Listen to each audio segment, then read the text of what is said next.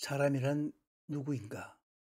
오늘은 인간론에 관한 말씀을 함께 나눠보도록 하겠습니다. 본문은 시편 8편 외에 여러 본문을 함께 보도록 하겠습니다. 두 갈래 길의 문제는 단순한 선악의 문제가 아닌 사람의 문제입니다. 인간, 인문학, 또 사람이 중심이다. 인간적인 그런 건 다 좋은 말처럼 들립니다. 인간적이라는 말은 마치 선함의 의미로 들리지만 사실은 종종 인간의 주님 되신 하나님을 배제한 반역적인 말로도 사용됩니다. 지금 이 주제는 개념 토론에 관한 것이 아니고 현실적이고 실존적인 문제입니다. 사람이란 누구인가? 시편 8편은 인간에 관해서 두 개의 다른 용어로 정리합니다. 사람이 무엇이기에 주께서 이렇게 마음을 쓰시며 사람이 과연 무엇이기에 이토록 돌봐주십니까? 우리말로는 둘 다 사람이라고 되어 있지만 히브리 성경은 다른 단어로 사용합니다. 먼저 이 사람은 에노쉬라고 하는 단어를 사용하고요. 그리고 두 번째 이 사람은 벤 아담, 아담의 후손이라는 의미죠. 벤 아담이라는 단어를 사용합니다. 벤 아담이라는 아담이 등장함으로써 우리가 벌써 느낌이 오죠. 영광과 존귀에 관을 쓰는 자, 하나님께서 맨 먼저 만들었던 하나님의 사랑으로 만들어졌던 그 아담을 얘기하는 거죠. 원래적 아담, 하나님의 형상을 입은 자입니다. 그 원래 아담은 나중에 범죄로 인해서 그 모습을 잃어버렸죠. 에노시라고 하는 것이 바로 그 아담입니다. 그 평생은 한순간이요 화살과 같이 빨리 지나갑니다. 인생이 그렇게 되어버렸죠. 아침에 돋는 풀이 헤어져 저녁에 시들듯이 들풀과 들꽃이 바람에 말라버리듯이 사람의 평생은 한순간에 불과하여 지나가는 그림자와 같습니다. 시편 여러 군데에서 그렇게 똑같이 이야기를 합니다. 의미 없는 그런 인생인 거죠. 어떻게 이런 허무한 인생이 하나님의 형상이 되어서 하나님의 영광을 드러낼 수 있을까? 연약해서 죄짓기 쉽고 결국은 죽을 운명의 그런 인간이 어떻게 하나님의 영광을 드러낼 수 있을까? 과연 가능할까? 우리는 여기서 그 회복의 길을 함께 살펴보도록 하겠습니다. 먼저 인간 창조, 그리고 하나님의 형상, 복음, 그 형상의 영광 순서대로 보도록 하겠습니다. 인간 창조입니다. 잘 읽지는 않겠습니다. 창조에는 세 가지 다른 방식이 등장합니다. 빛을 창조할 때는 하나님께서 말씀하셨다. 그러고 나서는 있었더라. 그렇게 얘기하죠. 그리고 동물을 창조할 때는 말씀하시고 그렇게 지으셨다. 말씀하셨다. 지으셨다. 그리고 사람을 창조할 때는 우리가 만들자 그리고 지으셨다. 아주 독특합니다. 이 빛이나 동물의 창조와는 전혀 다른 하나님이 우리가 만들자라고 얘기했던 참 독특한 형태가 보여집니다. 하나님의 결단이 있었던 거죠. 하나님의 자기 요구라고 또 얘기합니다. 하나님이 삼위일체 하나님께서 스스로에게 만들자 하고 결단하고 자기 요구를 했다는 거죠. 하나님의 최초의 자기 낮추심이라고도 얘기하기도 합니다. 그렇습니다. 우리가 만들자. 하나님은 그냥 말씀만 하시면 되는데 그렇게 하지 않으시고 인간을 만들 때는 그렇게 낮추시면서 만들자라고 얘기했습니다. 바로 여기서 성육신의 힌트를 그림자를 볼 수 있습니다. 자, 우리의 형상대로라는 말은 무엇일까? 하나님의 아들은 보이지 않는 하나님의 형상이요 모든 피조물보다 먼저 나신 분이십니다. 그리스도를 설명하면서 골로새서는 이렇게 설명을 합니다. 하나님의 아들이 하나님의 형상이요. 사람이라고 얘기하지 않습니다. 그리스도는 하나님의 형상이다라고 얘기하는 거죠. 바로 하나님의 형상의 원형이다 그런 의미입니다. 우리가 닮아야 할 처음 태어난 자, 맨 첫 아담을 얘기하는 거죠.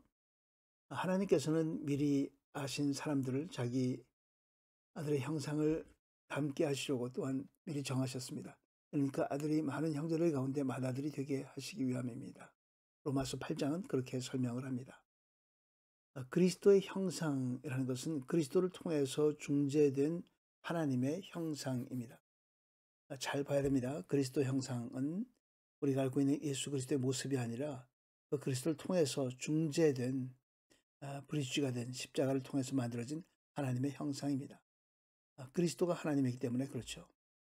그리스도라고 하는 것은 여기서 인간 완성을 향하여 우리에게 오신 분을 얘기하는 겁니다. 인간 완성을 위해서, 아담이 되기 위해서, 회복을 위해서. 하나님의 형상, 이마고 데이라고 그 라틴어를 많이 사용하는데요. 세 가지 특성을 보겠습니다. 첫 번째는 외적인 모습으로는 신의 대리인이라고 부를 수 있습니다. 하나님의 모든 피조물에 대해서 하나님의 대리인 역할을 하는 거죠. 그래서 왕의 신학이라고도 부르고 주권자, 세상의 주권자 역할을 하게 되는 거죠. 내적으로는 이 영혼입니다. 하나님의 영이심으로 그 영적인 하나님의 형상을 닮았다는 거죠. 그것은 이성과 의지와 이런 것들도 모두 하나님의 뜻대로 돼야 되는 그런 것을 얘기합니다.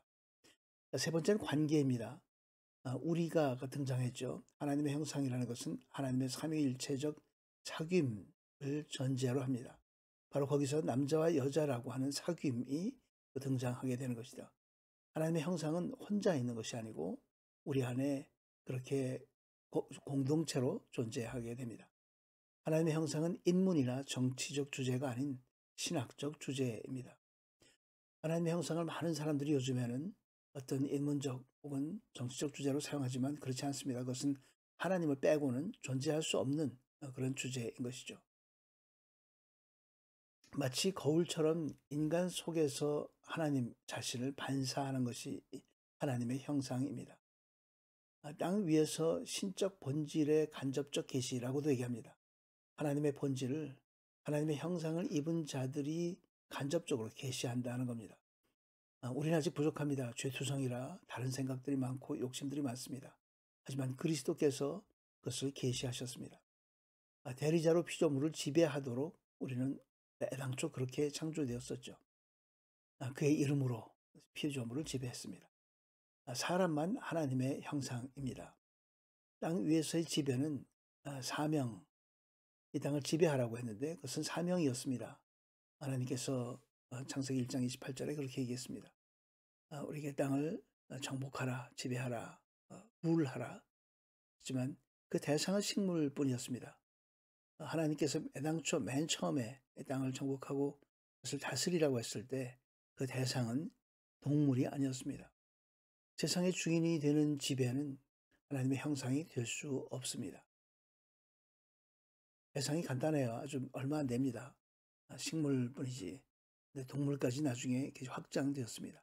그리고 사람이 사람을 지배하는 그런 일들까지도 확정되었는데 그런 것들은 하나님의 형상이 될 수 없는 것이죠. 자, 복음입니다. 참된 하나님의 형상은 역사의 목적에 있습니다.